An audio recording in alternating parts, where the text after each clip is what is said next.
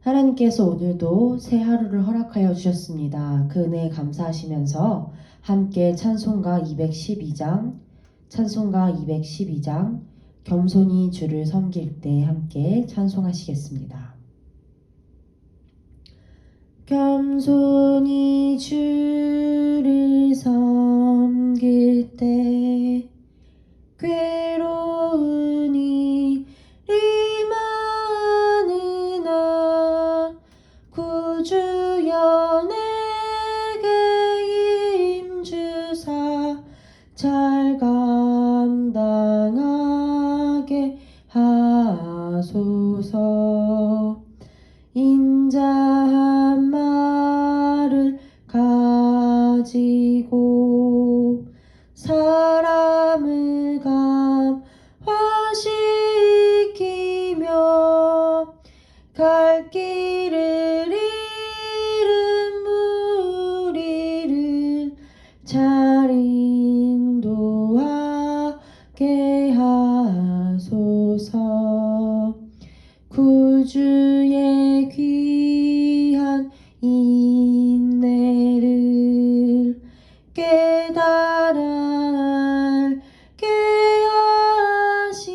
하시고 굳건한 믿음 주셔서 늘 승리하게 하소서. 장래의 영광 비추사 소망이 되게 하시며 구주와 함께 살면서 참 평강 얻게 하소서. 아멘. 우리 오늘 함께 나눌 하나님의 말씀은 누가복음 14장 1절부터 14절의 말씀입니다. 누가복음 14장 1절부터 14절의 말씀입니다. 함께 말씀 읽겠습니다. 안식일에 예수께서 한 바리새인 지도자의 집에 떡 잡수시러 들어가시니 그들이 엿보고 있더라. 주의 앞에 수종병 든 한 사람이 있는지라. 예수께서 대답하여 율법 교사들과 바리새인들에게 이르시되 안식일에 병 고쳐주는 것이 합당하냐 아니하냐. 그들이 잠잠하거늘 예수께서 그 사람을 데려다가 고쳐 보내시고 또 그들에게 이르시되 너희 중에 누가 그 아들이나 소가 우물에 빠졌으면 안식일이라도 곧 끌어내지 않겠느냐 하시니 그들이 이에 대하여 대답하지 못하니라. 청함을 받은 사람들이 높은 자리 택함을 보시고 그들에게 비유로 말씀하여 이르시되 내가 누구에게나 혼인잔치에 청함을 받았을 때에 높은 자리에 앉지 말라. 그렇지 않으면 너보다 더 높은 사람이 청함을 받은 경우에 너와 그를 청한 자가 와서 너더러 이 사람에게 자리를 내주라 하리니 그때에 내가 부끄러워 끝자리로 가게 되리라. 청함을 받았을 때에 차라리 가서 끝자리에 앉으라. 그러면 너를 청한 자가 와서 너더러 벗이어 올라 앉으라 하니 그때에야 함께 앉은 모든 사람 앞에서 영광이 있으리라. 무릇 자기를 높이는 자는 낮아지고 자기를 낮추는 자는 높아지리라. 또 자기를 청한 자에게 이르시되 내가 점심이나 저녁이나 베풀거든 벗이나 형제나 친척이나 부한 이웃을 청하지 말라. 두렵건대 그 사람들이 너를 도로 청하여 내게 갚음이 될까 하노라. 잔치를 베풀거든 차라리 가난한 자들과 몸 불편한 자들과 저는 자들과 맹인들을 청하라. 그리하면 그들이 갚을 것이 없으므로 내게 복이 되리니 이는 의인들의 부활 시에 내가 갚음을 받겠음이라 하시더라. 아멘. 사랑하고 축복합니다. 오늘은 온라인으로 매일 기도회를 함께 하게 되었는데요. 이렇게 오늘도 시간을 지켜 주님 앞으로 나오신 모든 성도님들을 사랑하고 축복합니다. 한 5년 전에 나왔던 곡성이라고 하는 영화가 있는데요. 우리 성도님들께서 혹시 아실지는 잘 모르겠습니다. 이 곡성이라는 영화는 공포 영화인데도 참 크게 흥행을 했던 영화입니다. 그리고 이 영화에 명대사가 하나 있었는데 영화 속 주인공의 딸이 했던 멋이 중헌디 라는 대사였습니다. 이 딸아이의 몸속에 귀신이 들어가서 아빠를 향해서 눈을 부릅뜨고 멋이 중헌디 이렇게 크게 소리는 그 장면이 참 소름 돋는 장면으로 꼽히기도 했고 이 멋이 중헌디라는 이 대사가 한참 동안 크게 유행하기도 했었습니다. 거의 1년 동안 유행을 했던 것 같습니다. 저도 공포영화는 원래 잘 안 보는데 해석이 참 심오하고 다양하다. 신학적인 해석까지도 있다라는 그런 이야기들도 들었고 또 관심도 가게 돼서 이 영화를 보게 되었었고 이 명대사가 참 저에게도 인상 깊게 남았었습니다. 그런데 이 대사가 제가 삶을 살아갈 때 또 사역을 할 때 문득문득 떠올랐습니다. 그리고 제가 스스로 종종 하게 되는 그런 한마디의 말이 되었었습니다. 열심히 살다가 또 열심히 사역을 하다가 잠깐 삐끗한다거나 제가 어느새 중요하지 않은 것에 몰두하고 있었다거나 아니면 감정적으로 어떤 마음 상하는 일이 생겼을 때 속으로 죄를 짓게 된다거나 할 때마다 멋이 중헌디 하면서 웃고 넘기기도 했고 또 때로는 화를 내기도 했고 제 생각을 고치기도 했고 또 마음을 다잡기도 했던 그런 말이 되었던 것 같습니다. 우리가 삶을 살아가면서 또 사명을 다하면서 사역을 하면서 열심히 열정적으로 하다 보면 오히려 참 무엇이 중요한지를 잊어버릴 때가 있는 것 같습니다. 그래서 실수도 하고 죄도 짓고 주님이 기뻐하지 않으시는 그런 선택을 할 때도 있는 것 같습니다. 오늘 본문 속에 있는 종교 지도자들, 바리새인들도 얼마나 열심과 열정이 있었던 사람들인지 모릅니다.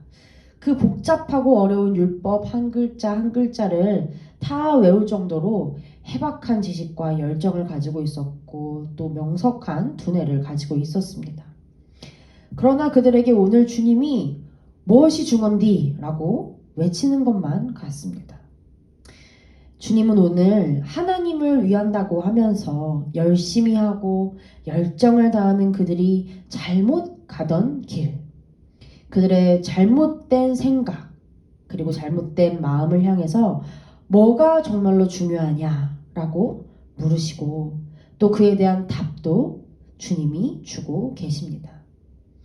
크게 본문을 세 부분으로 나눠서 함께 말씀을 나눌 때 우리의 삶과 우리의 사명 또 사역에 있어서 무엇이 중요한지를 다시 한번 말씀을 통해 깨닫고 또 주님이 인도해 주시는 바른 길을 향해 가는 우리가 되기를 소망합니다.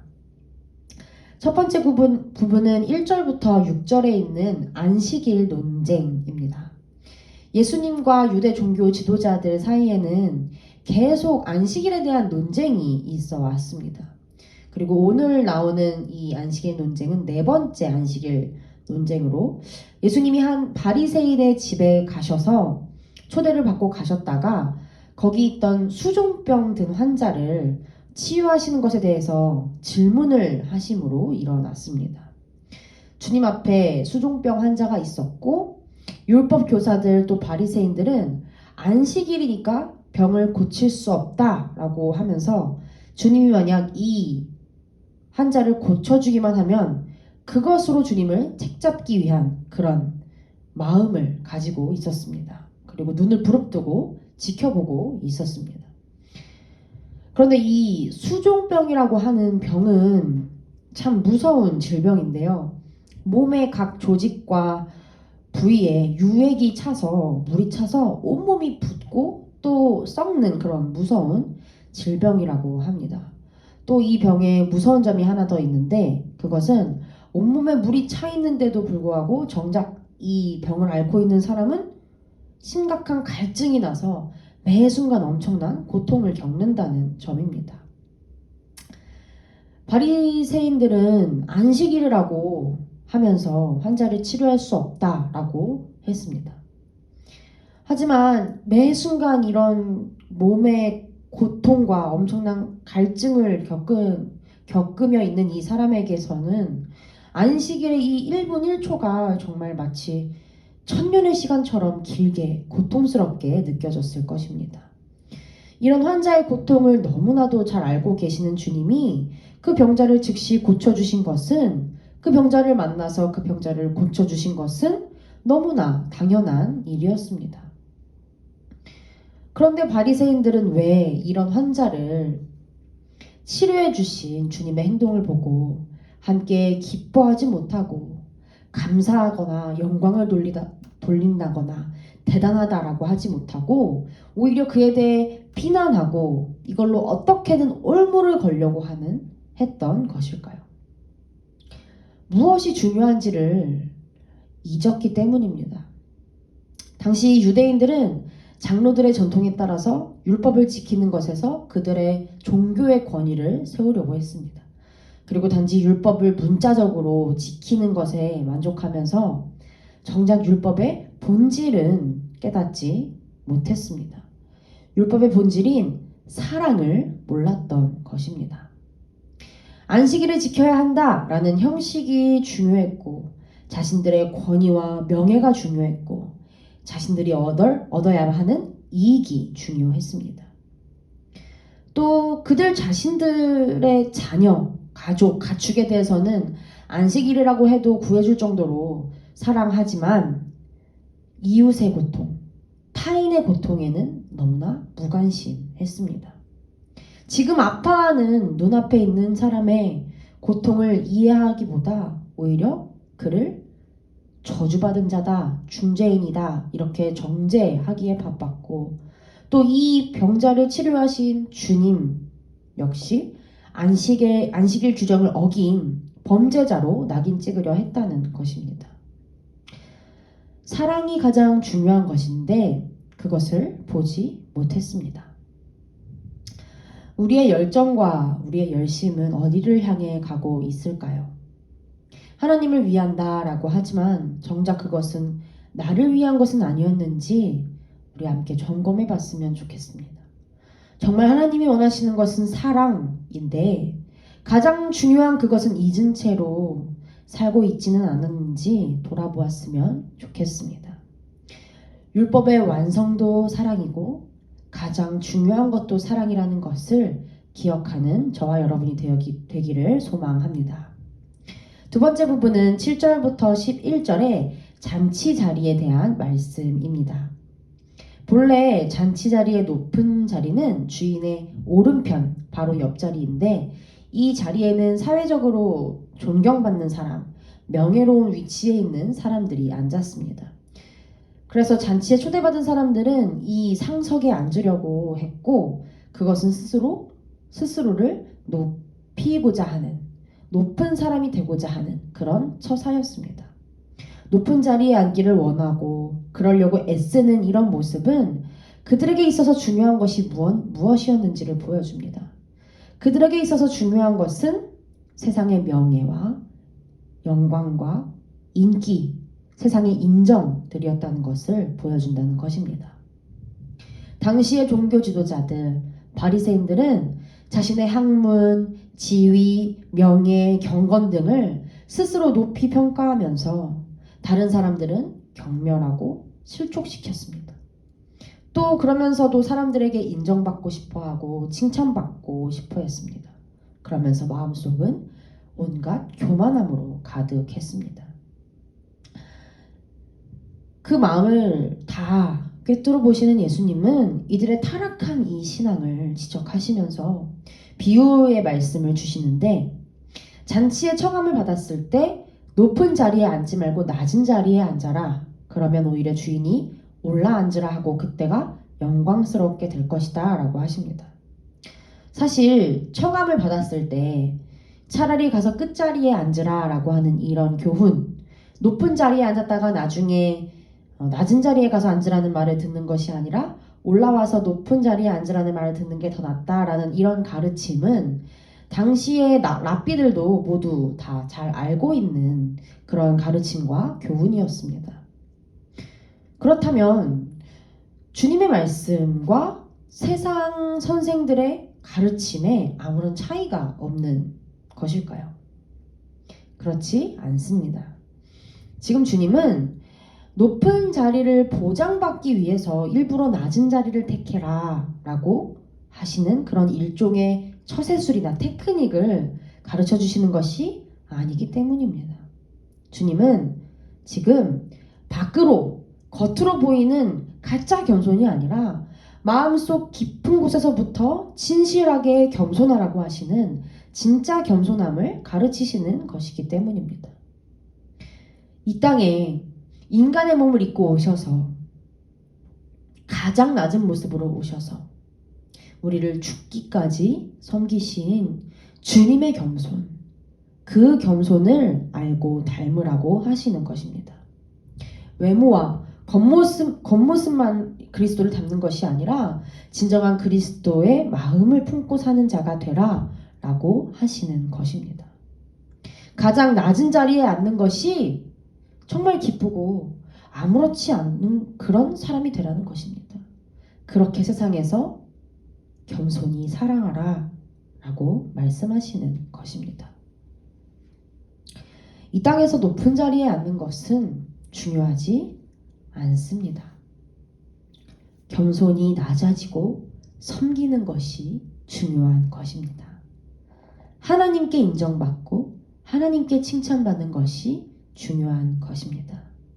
하나님 나라에서 축복받는 것이 중요한 것입니다.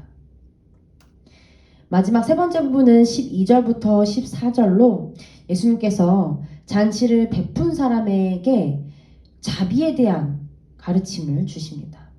잔치에 손님을 초청할 때 그에 대해서 은혜를 갚을 수 있는 그런 사람들이 아니라 은혜를 갚지 못할 사람들을 초청하라고 하십니다. 누군가에게 사랑을 베풀 때 어떤 보상이나 상급을 바라지 않는 순수한 마음, 그것이 진정한 자비이고 사랑이라고 말씀하고 계시는 것입니다. 우리가 봉사를 할 때, 누군가에게 호의를 베풀 때, 누군가를 물적으로 물심양면으로 섬길 때, 도움이 필요한 사람을 도와줄 때 그 마음속 깊은 곳에 진심이 진실한 자비인 것이 중요합니다. 그것이 혹시 나도 나중에 어떤 보상이나 보답을 도움을 받을 생각으로 한 것은 아니었는지 돌아보기 원합니다. 그것이 혹시 어떤 이해관계 속에서 이루어진 것은 아니었는지 돌아보기 원합니다. 주님은 우리 마음속 깊은 곳까지도 다 아십니다. 또한 잔치에 벗이나 형제나 친척이나 부한 이웃들을 청하지 말라라고 하시는 말씀은 그들에 대해서는 무관심해라 라고, 그들을 사랑하지 말라 라고 하시는 말씀이 아니라 가난한 사람, 몸이 아픈 사람, 소경인 사람, 소외받은 그런 사람들, 그런 이웃들에 대해 더 관심을 가지고 더 마음을 쏟으라는 말씀입니다. 바리새인들은 당시에 자신들처럼 율법을 잘 지키는 사람들이 아니면 식탁에서도 교제 안 했지만 일반적으로도 교제하지 않았습니다. 이러한 그들에게 당시 하나님께 저주받았다고 손가락질 당하던 소경, 장애인, 가난한 사람들을 잔치에 초대해라 라고 하시는 말씀은 그야말로 그들의 거룩한 관습을 깨는 말도 안 되는 그런 언사로 들렸을 것입니다. 그러나 주님은 사회에서 소외받거나 힘들게 살아가는 사람들, 아픈 사람들, 외로운 사람들을 사랑하셨고 그들에게 자비를 베푸셨습니다. 오늘 나의 잔치, 오늘 우리의 잔치에는 어떤 사람들이 초대되고 있을까요? 돈 없는 사람보다는 있는 사람, 아픈 사람보다는 건강한 사람, 사교성이 없는, 친구가 없는 사람보다는 사교성이 있고 친구가 있는 그런 사람들이 아닐까요?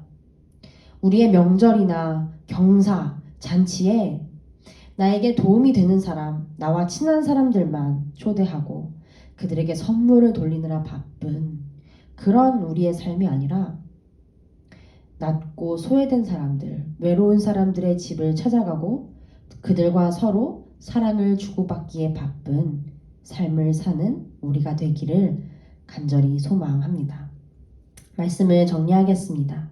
주님이 오늘 나에게 오셔서 무엇이 중요한디? 라고 물으신다면 무엇이라고 답하시겠습니까? 오늘 말씀 속에 그 답을 주고 계십니다. 우리의 열심과 열정 속에 사랑이 중요합니다. 우리의 명예와 권력과 인기가 중요한 것이 아닌 겸손과 낮아짐이 중요합니다. 우리의 잔치 속에 진짜 자비가 중요합니다. 주님은 다시 오실 그날에 낮아지고 사랑했던 사람을 찾으실 것입니다. 가장 중요한 사랑의 열매를 맺어간 사람을 찾으실 것입니다. 우리가 주님이 찾으시는 그 한 사람이 다 되기를 간절히 소망합니다.